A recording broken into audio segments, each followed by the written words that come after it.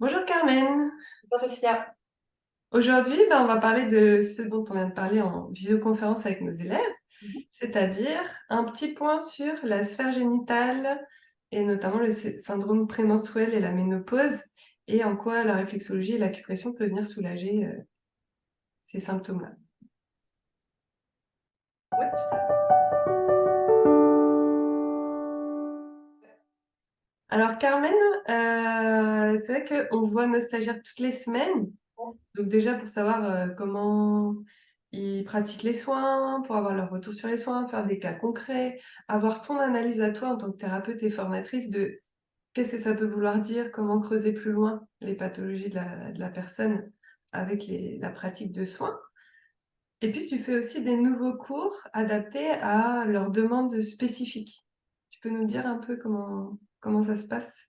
Oui, c'est ça. Bah, le but, même si c'est vrai qu'on se voit principalement en ligne, en dehors des stages, on a à cœur que ce soit vraiment pratique et personnalisé en fonction des besoins de nos stagiaires.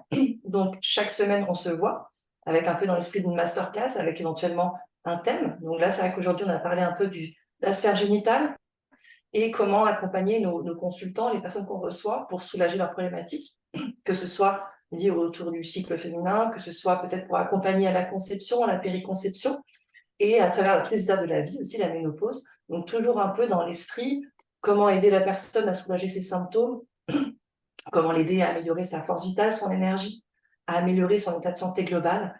Et puis après, notre petite touche un peu particulière, c'est vrai qu'on aime bien parler un peu d'émotion et de symbolique, d'énergétique derrière tout ça.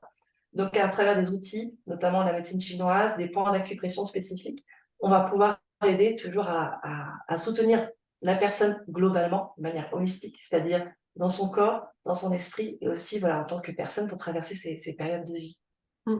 C'est vrai que tu, transmets, surtout la logique à avoir quand on est face à des problématiques et Ouais. là, c'est vrai que j'avais pas pensé à quelque chose, c'est-à-dire quand on a des problématiques au niveau du système génital, donc faut s'occuper bien évidemment déjà de tout système, génital qui se trouve alors tu as montré au niveau des pieds, tu as montré, à différents endroits, les points d'acupression aussi et j'avais pas pensé au foie. Oui, alors c'est vrai qu'on a toujours notre logique, un peu notre casquette de praticien naturel. Donc, on va soulager les symptômes avec des points spécifiques au niveau du pied, de l'oreille ou d'acupression sur la sphère génitale et le bassin. Mais c'est vrai que notre cycle ovarien ou cycle menstruel va être géré par le système hormonal, mais aussi par le foie. Le foie a a des fonctions qui sont assez pléthoriques, et notamment dans la synthèse de certaines hormones. Donc c'est vrai qu'on va travailler au niveau métabolique, sur la sphère hormonale, mais aussi sur le foie et d'autres organes d'élimination comme le rein, pour assurer un meilleur fonctionnement du corps. Ouais, puis tu as expliqué, physiologiquement, en fait, comment ça se passait dans le corps, le fait d'agir sur le foie. Donc j'ai trouvé ça super intéressant et puis, là, toi, dans ta pratique, est-ce que des personnes qui ont, la ménopause ou un syndrome prémenstruel, déjà, est-ce que c'est des personnes que tu vois beaucoup? Et de quelle manière, la pratique de la réflexologie et de l'acupression va les soulager? Mm.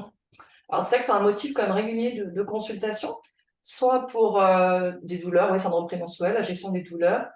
Euh, on parle de plus en plus d'endométriose, voilà, c'est des maladies qui sont peut-être plus facilement identifiées, et donc on peut intervenir en complément du parcours médical aussi pour accompagner les personnes.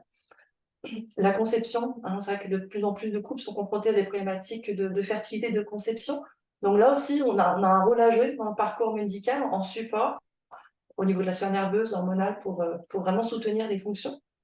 Et puis, oui, ménopause aussi pour soulager les symptômes, ça peut être des bouffées de chaleur et ainsi de suite. Et c'est vrai que j'ai eu un cas justement aujourd'hui, c'est marrant. J'ai eu un message d'une cliente que j'ai vue il y a quelques temps, il y a 1 ou 2 mois, pour des problématiques urinaires à la base. On a travaillé sur la sphère du bassin, mais aussi voilà, avec des points spécifiques d'énergétique chinoise de l'élément eau qu'on a vu aujourd'hui, qui est en lien avec la sphère génitale. Et elle m'a envoyé et donc, c'est quelqu'un qui était très stressé, qui avait eu des problématiques de peur. On a vu que l'élément eau est associé à la peur. Et le soin a permis, premièrement, de libérer, en tout cas de conscientiser des peurs qu'elle avait qui dataient de l'enfance, en fait, d'avoir pu mettre des mots un petit peu sur oui, vraiment des traumatismes de peur.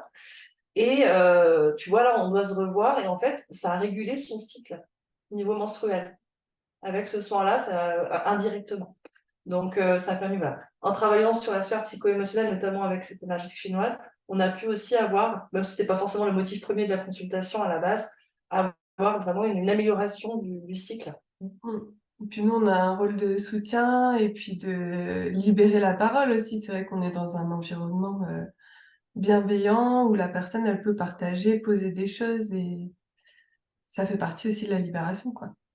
Oui, oui, oui, même l'écoute, hein. Parce que parfois, c'est des choses qui sont, on parle souvent d'une diminution, en tout cas, enfin, de la prise en compte des troubles associés aux femmes. Il y a un peu de sexisme aussi, parfois au niveau médical.